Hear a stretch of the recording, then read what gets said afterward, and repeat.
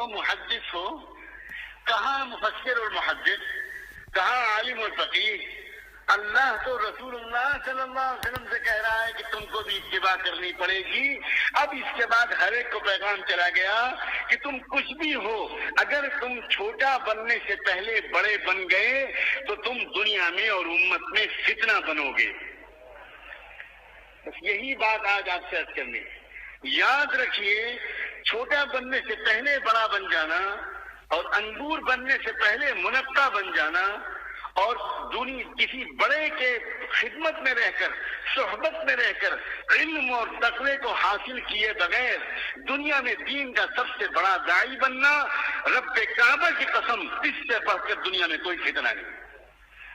تاریخ بتاتی ہے، پوری تاریخ، جتنی گمراہیاں امت میں آئی ہیں، جتنے فرقے بنے ہیں، جتنے نئے نئے مسلک شروع ہوئے اور جتنے نئے نئی گمراہیاں اور بدعتیں آئیں، اللہ کی پناہ وہ کسی بے پڑھے لکھے آدمی کے ذریعے نہیں آئیں اور کسی کم ذہن والے آدمی کے ذریعے بھی نہیں آئیں، وہ ہمیشہ ذہین لوگوں کے ذریعے آئیں۔ مسند احمد، امام احمد رحمۃ اللہ علیہ کی ایک زبردست کتاب ہے حدیث کی، اس میں ایک حدیث نقل کی ہے امام احمد نے،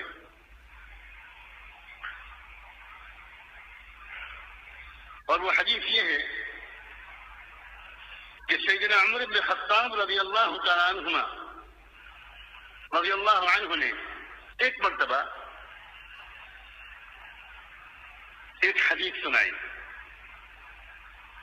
اور ایک خاص موقع پر سنائی۔ ہوا یہ کہ ان کے پاس ایک بہت بڑی علمی شخصیت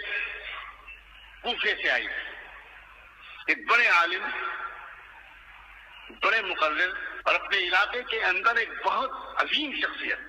جن کا ڈنکا بج رہا تھا، جن کی تقریریں سننے کے لیے لوگ ہزاروں کی تعداد میں جمع ہوتے تھے، بہت مقبولیت تھی ان کی، اور جدھر وہ جاتے تھے ایک ہجوم ہوتا تھا، بہت پاپولر ہو رہے تھے، بہت مشہور اور مقبول ہو رہے تھے۔ ایسی ایک شخصیت پہلی مرتبہ سیدنا عمر رضی اللہ عنہ کی خدمت میں حاضر ہو۔ حضرت عمر کے پاس وہ رہے، کچھ دیر بیٹھے، اور کچھ دیر بیٹھنے ہی میں انہوں نے جو گفتگو کی، جو بات چیت کی، اس بات چیت سے ان کی صلاحیت، ان کی علمی صلاحیت، ان کا تقریر کرنے کی صلاحیت،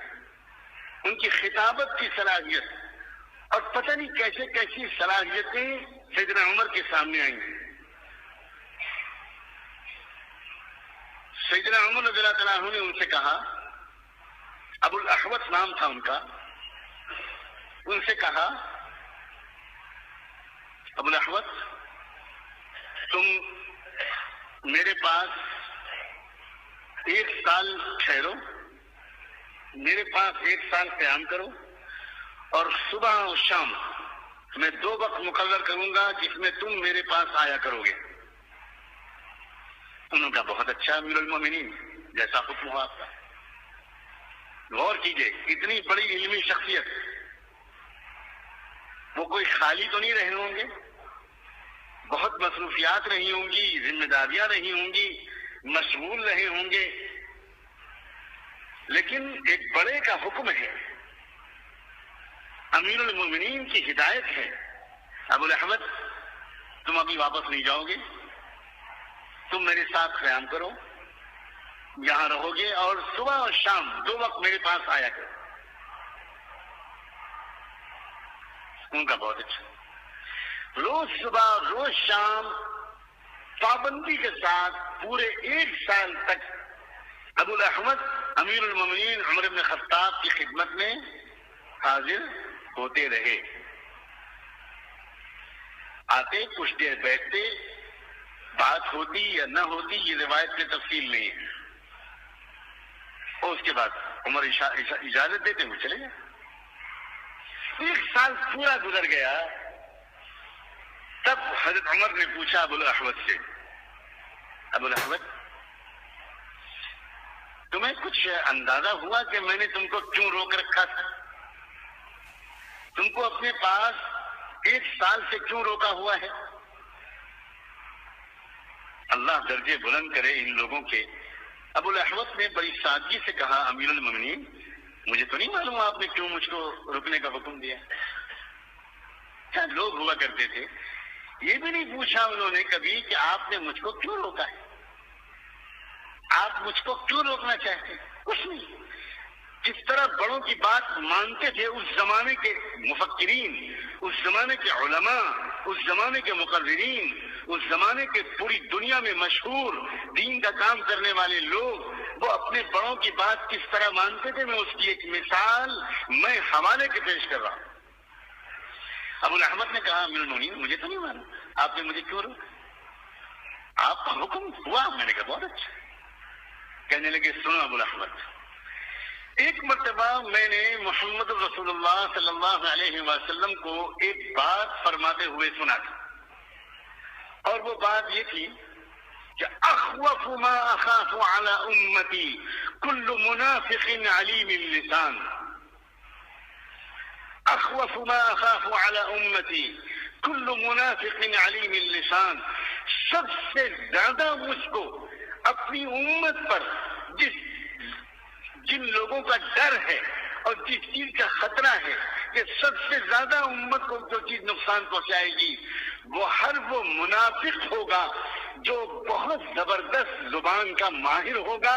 بڑا عالم ہوگا، مقرر ہوگا۔ اس منافق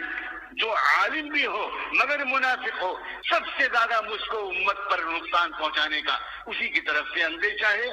جب تم پہلی بار میرے پاس آئے تھے اور جب تم نے مجھ سے بات کی اور اس وقت میں نے تمہاری بولنے کی صلاحیت، تمہاری علمی صلاحیت، اس سب کو جو کچھ میں نے دیکھا تو مجھے اللہ کے رسول کا یہ ارشاد یاد آ گیا اور مجھے ڈر لگا کہ کہیں تم ویسے ہی نہ ہو، اس لیے میں نے تم کو اپنے پاس روکا کہ علم تو تمہارے پاس ہے مگر بڑوں کی صحبت کی کمی ہے۔ میں نے تم کو روکا تاکہ تم میری نگرانی میں یہاں پر، میری صحبت میں یہاں پر مدینے کے ماحول میں تم وقت گزارو تاکہ تمہاری تربیت بھی ہو، میں تمہاری نگرانی کروں۔ 1 سال ہو گیا ابو الاحوص، آج تک میں نے تمہارے اندر کوئی نامناسب بات نہیں دیکھی۔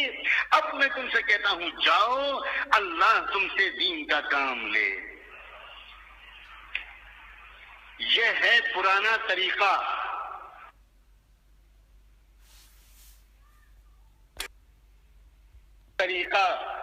یہ ہے اللہ کی طرف سے مقبول طریقہ۔ چھوٹے پہلے بڑوں کے پاس رہیں، بڑوں کی خدمت کریں، بڑوں کی دعائیں لیں، بڑوں کی ڈانٹ سہیں، بڑوں کی نگرانی میں رہیں، اور بڑے جب مطمئن ہو کر ان سے کہیں کہ جاؤ اب تم جا کر اللہ کا